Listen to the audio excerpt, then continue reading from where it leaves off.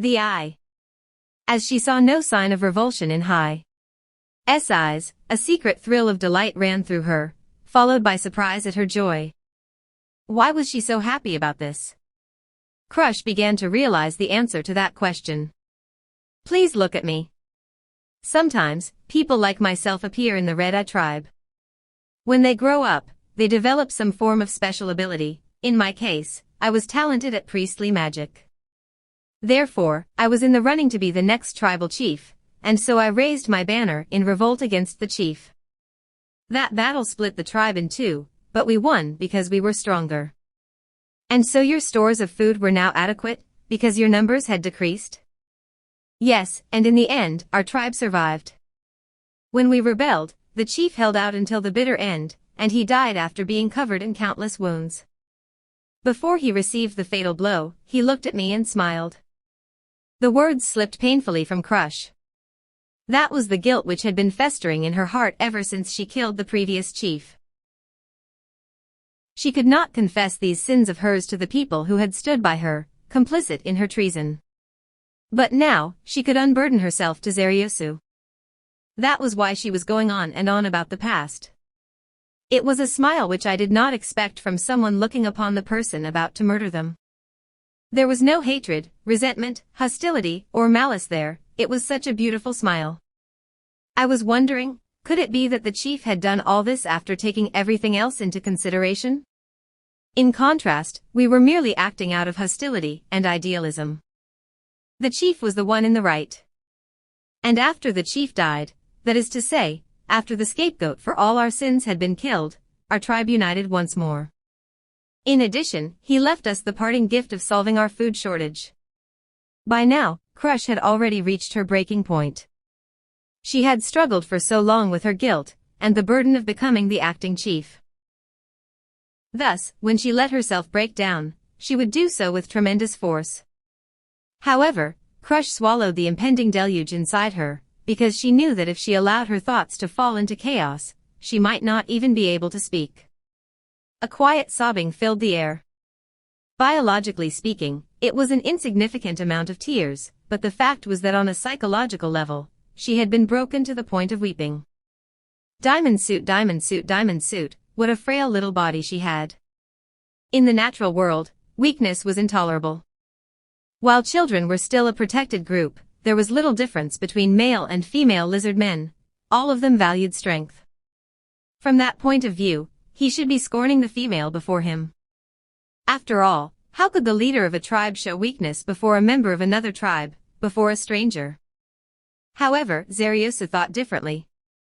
Perhaps he felt that she was a beautiful female, but more than that, she seemed to him like a warrior. She was a warrior who had been wounded, who was panting and in despair, but yet she continued forging ahead. Zaryusu felt that this was merely revealing her vulnerable side. If she was still willing to stand up and advance, then she was not weak. Zaryusu leaned close, and gently wrapped his arms around Crush. We are not all-knowing, and each of us might make a different decision in a different situation. If it were me, I might have done the same thing.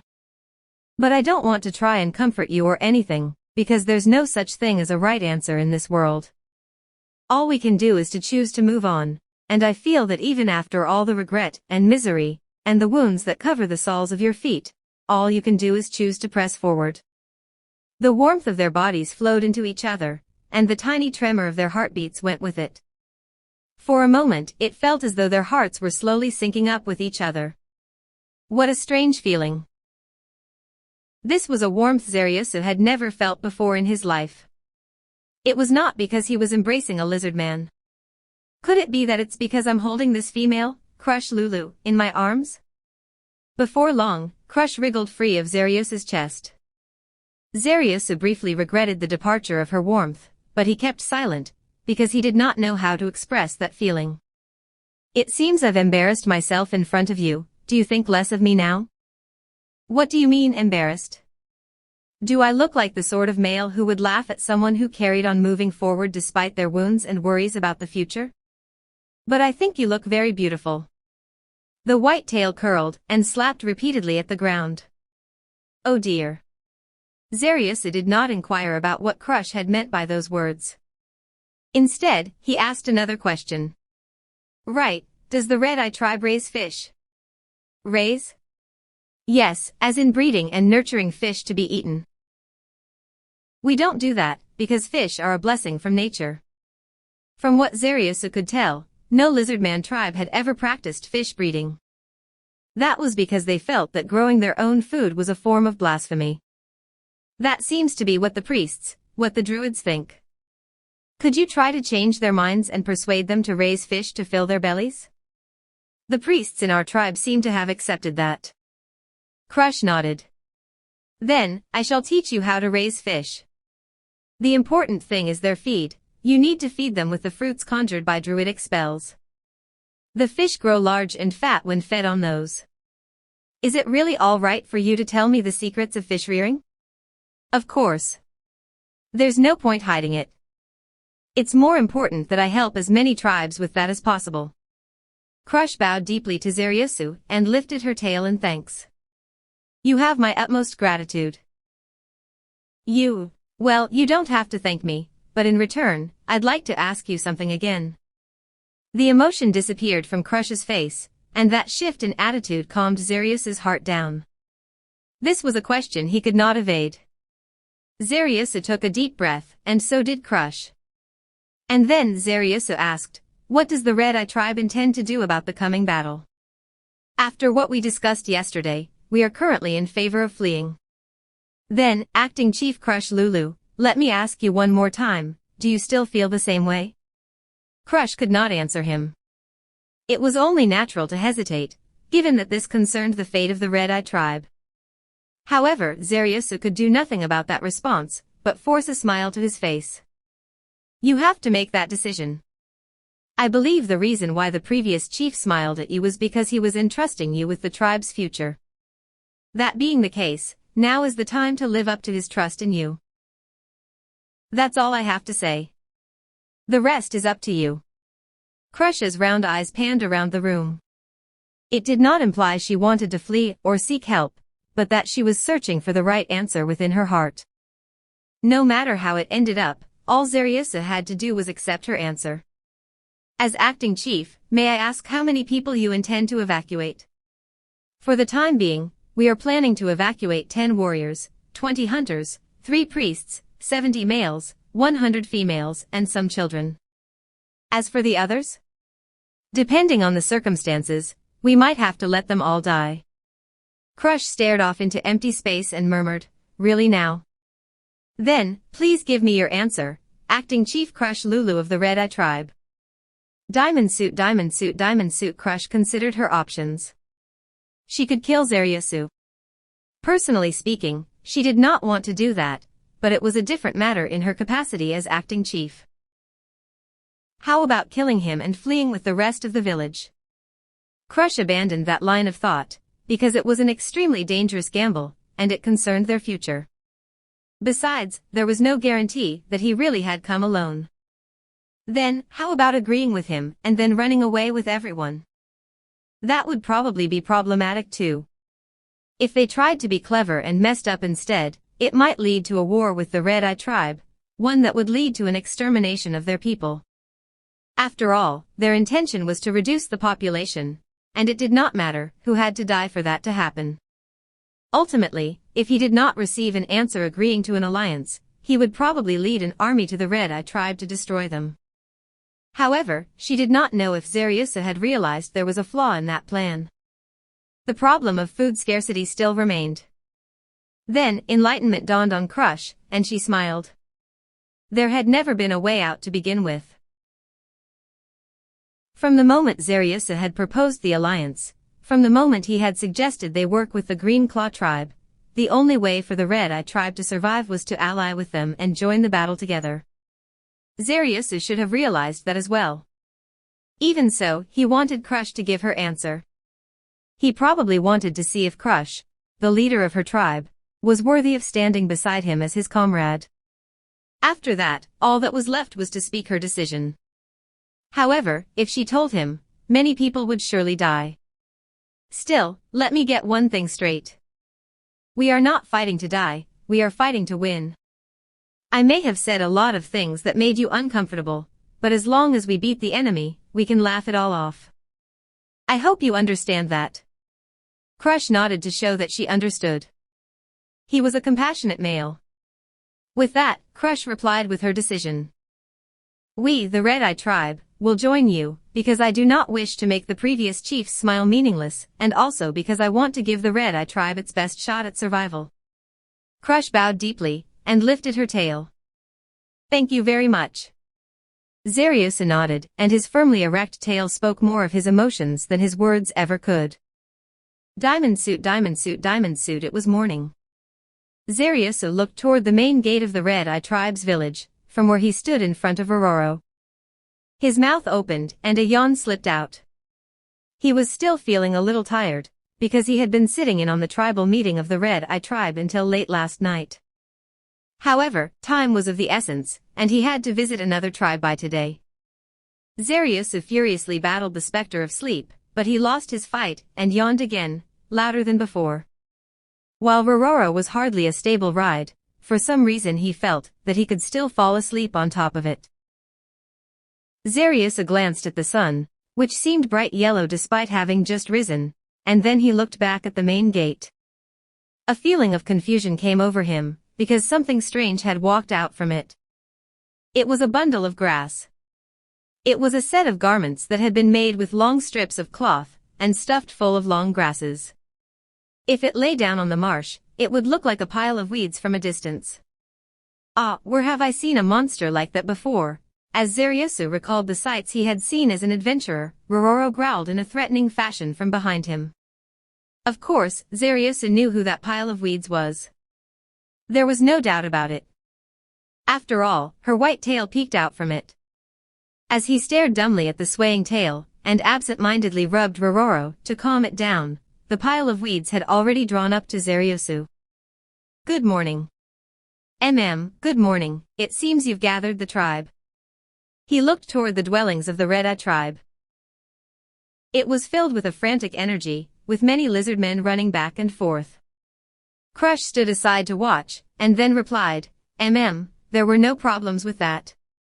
We should be able to reach the Razortail village by today, and we've already picked out the people that we're going to evacuate.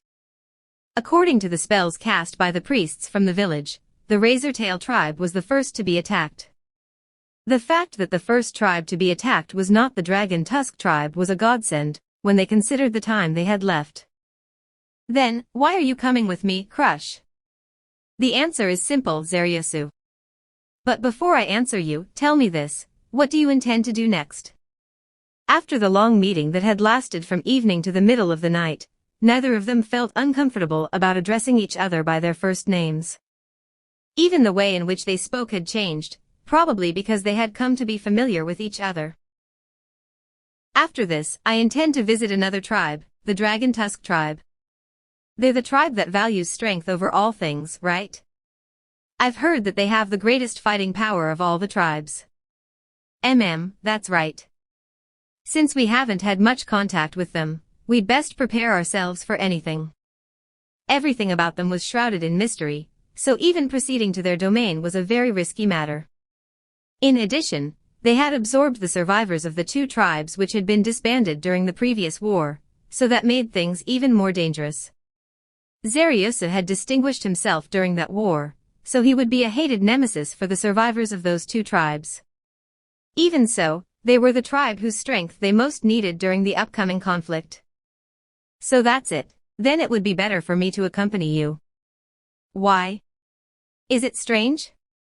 The weed pile rustled softly. Zariusa had no idea what those words meant, because he could not see her face. It's not strange, more that it's very dangerous. Is anywhere safe during these times? Zariusa could not reply to that. When he thought calmly about it, there were many advantages to bringing Crush along. However, as a male, he did not want to bring the female he loved to a place where he knew great danger was waiting. I really can't calm down. He could not see Crush's face inside the weed pile, but she seemed to be smiling. Then I'll ask you another question. Why are you dressed like that? Is it ugly? It was not ugly so much as bizarre. However, would it be better to praise her for it? Zariusa did not know how to answer, but after some thought, he sized up the expression he could not see and replied, "Well, I should say it looks good, does it?" As if. Crush shut him down with a flat denial. That was probably why Zariusa felt weak all of a sudden. "It's simply because I don't deal well with sunlight. Thus, I need to dress up like this whenever I go outside." "I see. You haven't given me your answer yet. Will you let me come with you?" No matter what he said to her, it would all be pointless. Having her around would be advantageous to his aim of forging an alliance. She must have suggested as much because she felt the same way. Thus, there was no reason for him to refuse her. "I understand. Then, please lend me a hand, Crush." With a sense of joy that seemed to come from the bottom of her heart, Crush replied, "I understand. Leave it to me, Zariusa. Are you ready to set out?" "Of course. My pack is filled with everything I need." After hearing that, Zariusa looked at her back and found a bulge there. The thick scent of fresh grass and other herbs came from it. Since she was a druid, she ought to have skills pertaining to herbs and the like, so it must be filled with such materials. "Zariusa, you look tired." Yes, I do feel a bit weary. The past 2 days have been pretty busy, so I haven't had time to sleep." Just then, a white-scaled hand emerged from under the mass of weeds. "Here. This is a ricarico fruit. Eat it, skin and all." The hand proffered him a brown-colored fruit. Zariusa placed it into his mouth and bit down on it without hesitation. A bitter taste filled his mouth, chasing away his fatigue. While it was barely passable in terms of flavor, after chewing it several times, an explosion of flavor bloomed on his tongue. In addition, even the breaths he exhaled had the same taste on them. Mew. What's this cool sensation that's filling my head? Zariusa had unconsciously adopted his elder brother's verbal tic. Crush could not help but giggle as she saw him. "Your desire to sleep has gone away, right? But the fact is that it isn't really gone, so don't get too used to it. It would be best to find somewhere to rest." Every breath Zariusa took in and released filled him with bliss, as did the full-body sensation of coolness. He replied, "Then, I'll take a nap while I'm on Rororo." Saying that, Zariusa immediately mounted Rororo. He was followed by Crush. While Rororo glared at Zariusa due to the sinister feeling of a pile of grass climbing astride it, Zariusa finally managed to calm it down. "Then, let's go. The seating isn't very stable, so you'd best hang on to me." "All right." Crush's arms encircled Zariusa's waist. The prickles from her weed outfit made Zariusa feel itchy. Zariusa frowned. This was not what he had imagined. "Is something wrong?" "No, it's nothing. Let's go. Rororo, I'll leave it to you." What exactly was making her so happy? Crush's cheerful laughter came from behind him, and as Rororo lurched on, Zariusa was all smiles. Part 2. The great forest of Tob was silent under the oppression of its new rulers. That was because all the living beings here had gone into hiding, afraid of the gaze of those who held power over them. However, that was not the case for a specific area of the forest. The sound of tree cutting and logs being moved filled the air in that place. There was a golem which resembled a piece of heavy machinery, a heavy iron machine, which carried logs to a massive wooden structure that was still under construction. It looked like it would take a long time before that building was complete. While it occupied a large area, the portions which had actually been constructed were surprisingly small. A group of undead and golems worked there. Among these undead were elder liches who wore eye-catchingly bright red robes. Every now and then, they would be approached by demons that were roughly 30 centimeters tall, small monsters with bat wings and coppery red skin, called imps. The imps kept their slender tails, which were tipped with venom-dripping stingers, out of the way lest they get in the way of the elder lich's work. One hard-working elder lich unfurled the blueprints he was holding, and gave orders to one of the golems under him. The golem obediently stopped what it was doing and compared the worksite, before him to the blueprints, before pausing to cogitate. Shortly after, it spoke to the imp on its shoulder. After hearing it out, the imp indicated that it understood, and took wing. Flying with ungraceful movements, the imp opened its eyes and took in the surrounding area. Before long, it found its target and swooped down. Said target was the guardian of the 6th floor of the great underground tomb of Nazarick, Ora Bella Fiora. In other words, she was one of the people who now ruled this forest. Diamond suit, diamond suit, diamond suit. The dark elf girl rolled up her scroll into a megaphone, so her voice would carry out to a long distance. The imp landed before her and bowed deeply, whereupon she asked in a familiar tone, "All right, and which group are you from?" "Ora-sama, I come from number 3 in your group." "You group, huh? All right, got it. Anything else?" The work crews here were divided into named after the vowels from A to O, and they were assigned to work on different areas. From what Ora could remember, U group was assigned to the storehouse. Progress on that was the second fastest among all the other areas. There's a discrepancy in the thickness of the timbers used in construction, so could we please have more time? The imp suddenly shut up, because the steel band around Aura's wrist suddenly made a sound. Break time. Aura's face changed as she heard that lazy, yet cheerful voice. Her ears drooped and she looked oddly vulnerable and embarrassed. "Got it, Bukabukagama-sama," she answered the wristband. "So, it's time to eat, so we're done working for the morning." Hardly any of the monsters here needed to eat. In fact, Ora was also wearing a ring of sustenance, which eliminated the need for food or sleep. However, her master had insisted that everyone must take breaks from time to time, so she had to obey him despite her wishes. Sorry about you, but I need to rest, so come back in an hour's time." "Understood. Then I shall take my leave first." The imp bowed and flew off amidst a storm of noisy flapping. As she watched the imp fly off towards the storehouse, Ora worked her shoulders, and then glanced down at the band around her wrist. Then, her face was all smiles. This was a reward her master had given her for her hard work. Of course, the Guardians had been created to serve their master, and the Supreme Beings, so working hard for them was a fundamental fact of life. Thus, they should not have accepted a reward, as their labor was only a matter of course. However, she could not refuse the band her master had given her. "Kukuku, I want to hear more of Bukabukagama's voice." Ora tenderly caressed the band on her wrist.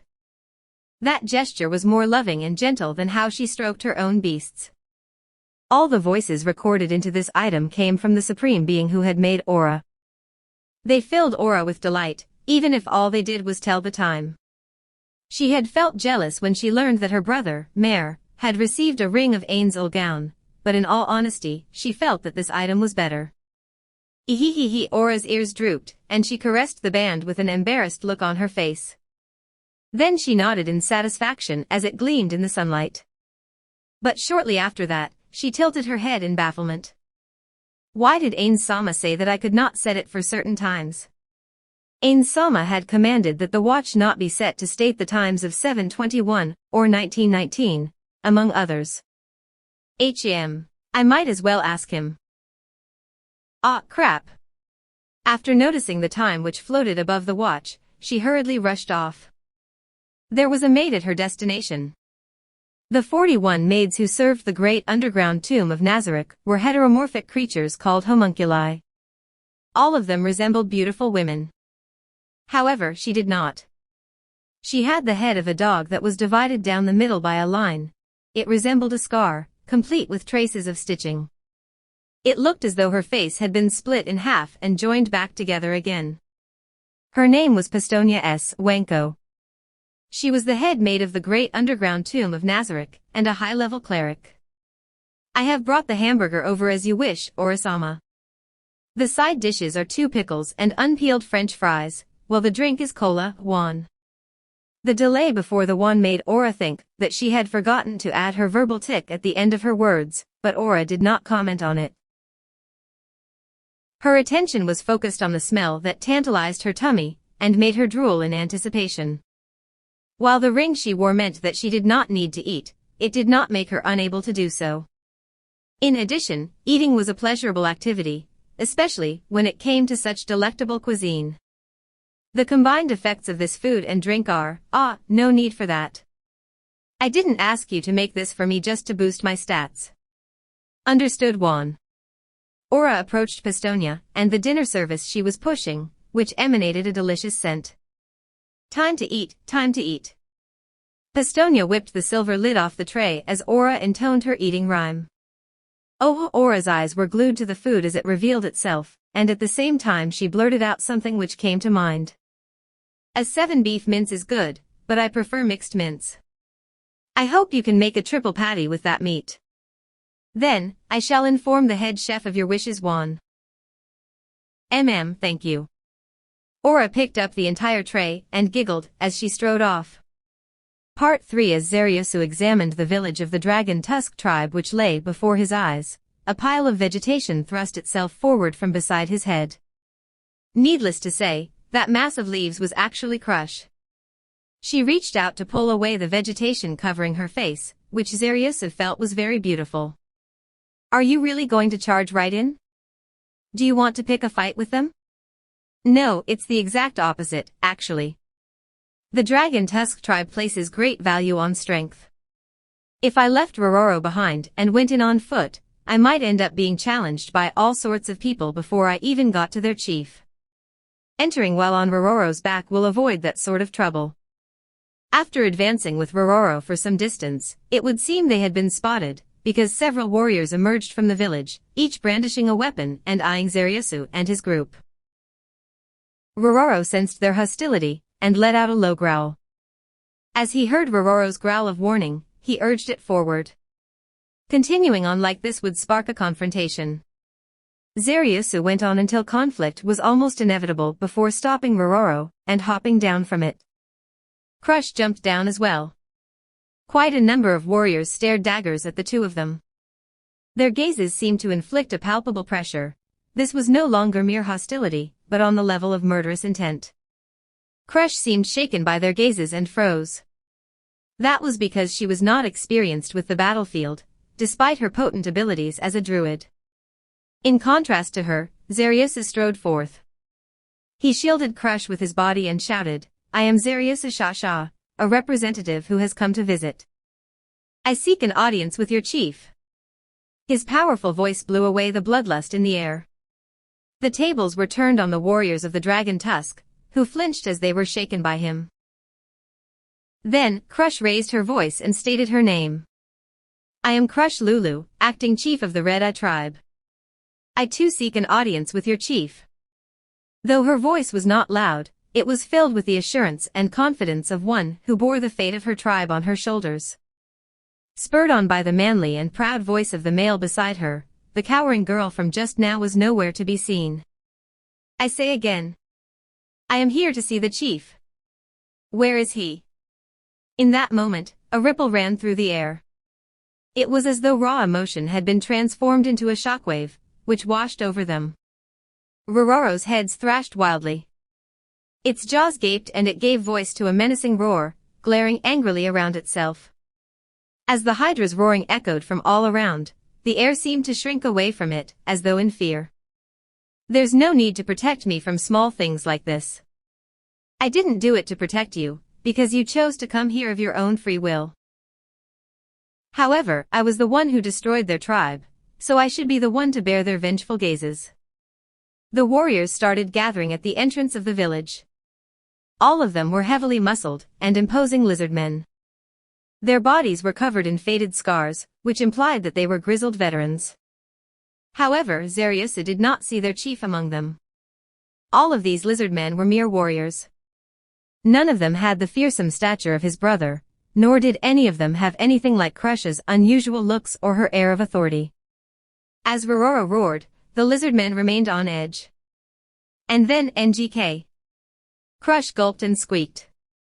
However, Zariusu had already sensed the arrival of another lizard man, and remained unmoved. That was because he had already sensed the slow approach of a mighty being even before it had made its appearance. Still, he could not help but stare at the lizard man before him. Simply put, that lizard man was a monster. Facing them was a gigantic male lizard man, who was in excess of 230 centimeters in height. That alone would not have qualified him as monstrous, but that was not the only reason it was described as such. For starters, his right arm was extremely large and bizarre in appearance, like the oversized claw of a fiddler crab. No, his left arm was hardly slender, being about the same as Xerios's. It was merely his right arm which was abnormally thick, and it had not become that way because of a mutation or disease, but simply because of sheer muscle mass. The ring finger and little finger were missing from his left hand. A scar continued back from the edge of his mouth, possibly caused by some sort of injury.